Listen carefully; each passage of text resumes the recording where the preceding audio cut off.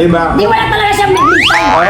Mental lang, mental. Walang mentalidad. Mental lang sa mental. Walang mentalidad. Meron siyang mental. Mental diseases. Mental diseases. Mental disease. Wala pinagkaiba yun siya kapag ka wala kang ikama. Mentally disorder. Diba? Wait, parang sinabi sa'yo, nasaan si Milady mo? Ito si Milady ko. Naku, mukhang... Ito yung passport ko. Yun yung mentalidad mo.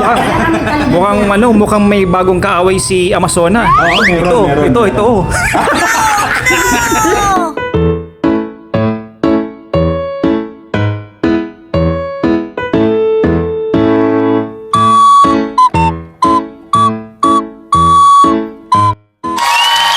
Hey guys, gusto ko lang malaman nyo.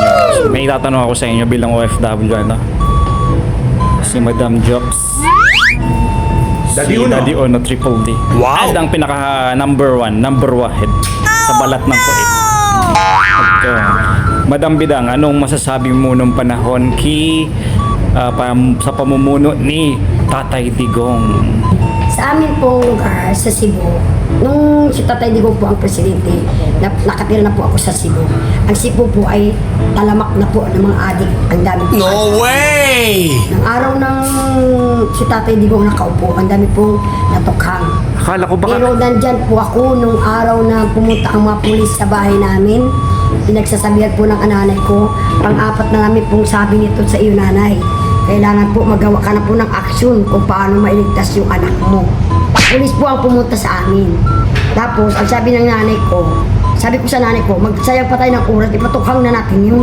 Kasi wala din namang silbi yung kapatid ko. Oh my God. Kasi ang nanay talagang gagawin lahat para lang hindi mapahamak ang anak. Okay. Kaya ang sabi ng nanay ko, ano bang plano mo, Day Marcia? Kasi ako lang ang nagtatrabaho sa pamilya namin.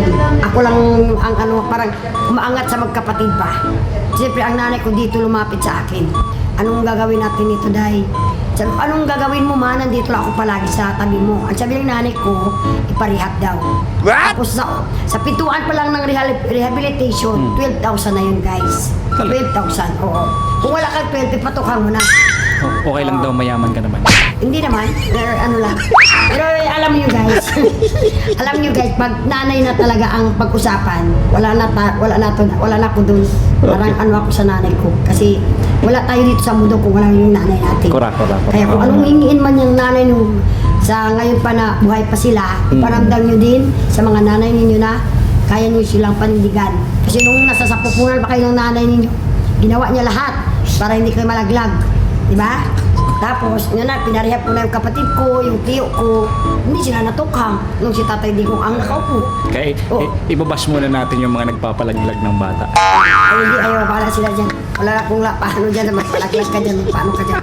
Tapos, ang sabi ko lang tapos sabi ko sa nanay ko, ang gagawin na lang natin nito, iparehab na lang para maligtas.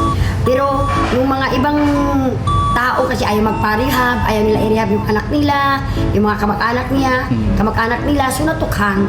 Hindi kasalanan ni Tatay Digong yun, mga punggol kayo. Ha? Diyan ako, iwawalingan kayo ng mga pulis. Pupunta ang mga pulis sa inyo. Kasama ang tanod, kasama ang kapitan. Sa baryo ninyo, sa lugar ninyo. Huwag kayo maniwala sa mga tukang-tukang kay Duterte yan, hindi. Ang sinabi niya Tatay Digong, bilang pulis, panindigan mo ang tungkulin mo bilang pulis. Correct. Pag yan lumalaban ang adik, anong gagawin mo sa lumalaban ang adik? Siyempre, alam mo. Shootukin!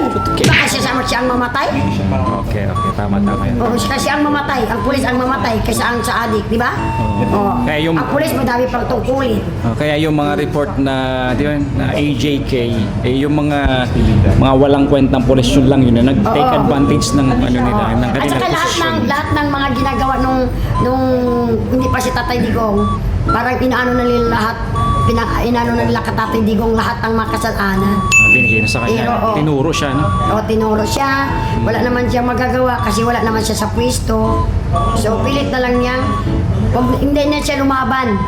Kung anong nasa batas, sinusunod na lang niya. Hindi na niya kailangan lumaban kasi walang kahit isa sa Duterte ang nasa tungkulin. Diba? Correct. Kahit nandyan man, hawak pa rin siya ng pinakamalaki. So, kamusta na pala yung bata na yun?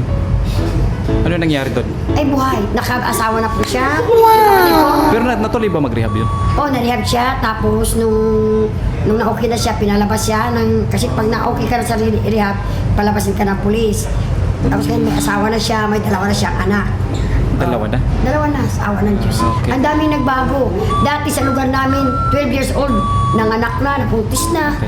Nung si Tatay Digong dati, walang minor de edad na nabuntis. Okay. Kasi meron kaming curfew sa lugar namin. Alas 6 pa lang ng gabi, nagko-curfew na. Oh. O, pag 3 beses, 6 lang ng gabi. Pag nahuli ang anak mo na 3 beses, ang kukun ang nanay. Nanay. Ang nanay ang ikukulong.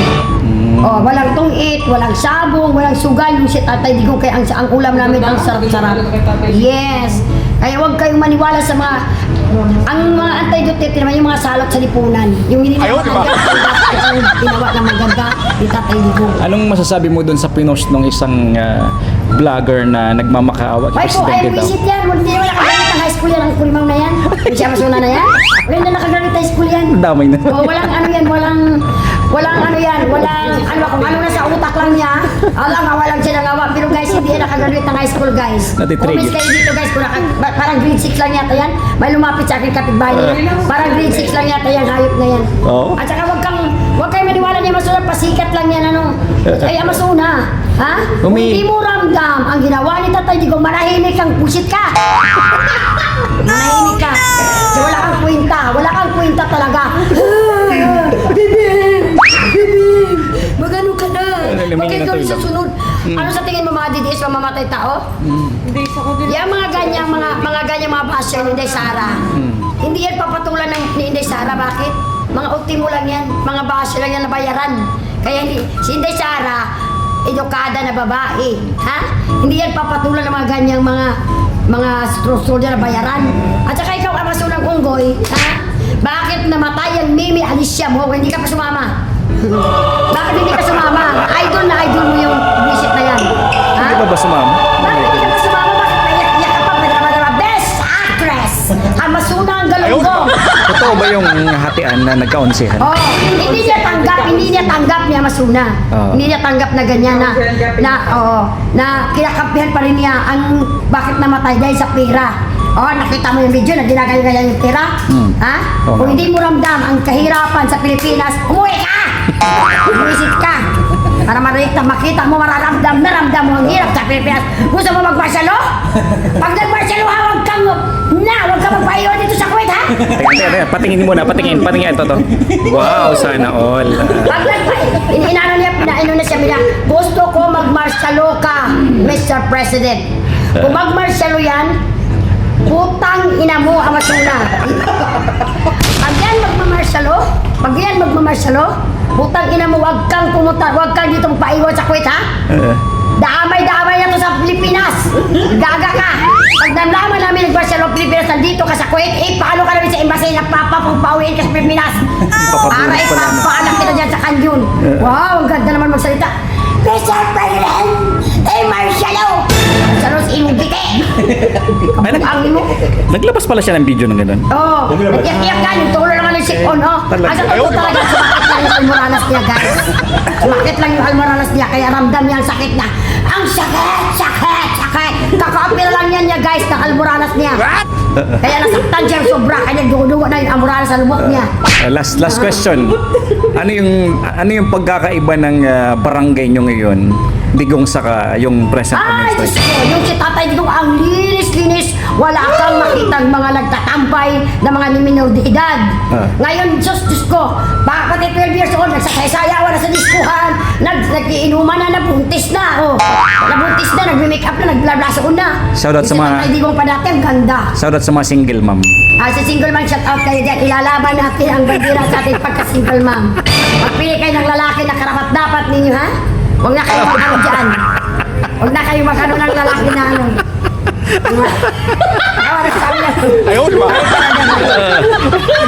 Hindi ka lang nag-iisa, girls. Hindi ka lang nag-iisa. Kaya ako nga sinabi ko, Ate Bida, single nanay ako. Sabi ko, Gaga, hindi ka lang nag-iisa. Madami tayo artista nga, single nanay. Napakayaman pa, napakaganda ba? Ikaw pa kayo kurimaw ka? Tanggapin mo na ang realidad ngayon, ang 2026, na walang forever may together. Ha? Nice. At saka ngayon, kahit anong pagmamahal mo sa isang tao, Kahit suklian mo pa, kahit kaluluwa mo pa, pinano mo, kinakain niya dyan, pinano mo dyan. Kung oras na magtiros, ito yung lagay nila, wala talaga tayong wala tayong magagawa, girls. Kahit anong ganda mo pa, kahit anong sexy mo ba, kung oras na talaga makurimaw yung mga lalaki, guys. Oy, sinasabi ko sa inyo. Yan, tandaan niyo ha, artista, mayaman, maganda, nandyan na lahat. 1 week lang nagpakasal. Ang ano pa ng kasal, ang mahal-mahal. Tapos bigla lang naghiwalay. Ikaw pa kaya ng ipis mo, Indiano, sa 4 na buwan lang. Tadya kaya, bida. Dami. Bida. Bida ka, bida ka. Madami na naman na Kaya nasagasaan. wala na kaya minsan kasi, bida, wag mo na ituloy. About sa love life. Wag mo na ituloy kung magpapaano ka pa, advice ka pa sa akin. Hindi naman ginagawa. Ano na tayo, practical na tayo lang. Gamitan lang tayo dito, guys. Gamitan. At saka mas lalo na pag-arabo, huwag mo seryoso ang buhay mo. Na talagang ikaw na talaga ang forever niya. Uy, forever kung kayo magkasama. Kung wala ka na, huwag ka na magpanggap pa. Okay. Kaya kadamihan yan sa mga Arabong lalaki ang binibiktima yung nagtrabaho sa bahay kasi mga tanga-tanga yung nagtrabaho sa bahay. Yung iba naman, okay naman matino. Pero kadamihan kasi sa mga nagtrabaho sa bahay, nakikita ko kasi naglalako ako parang ka. Kinakita ko, hala, nag-holding hands na yung mga kulimaw. Atibidang, kilala mo ba ito, Atibidang? Sabi ko, kilala ko yan, Bi. Alam naman sabihin ko sa iyo, Bi. Wala man akong karapatan magsabi, ikaw nakakaalam. At saka guys, alam naman natin na minsan kasi yung ating mga tingle bearing. Ayaw, di ba?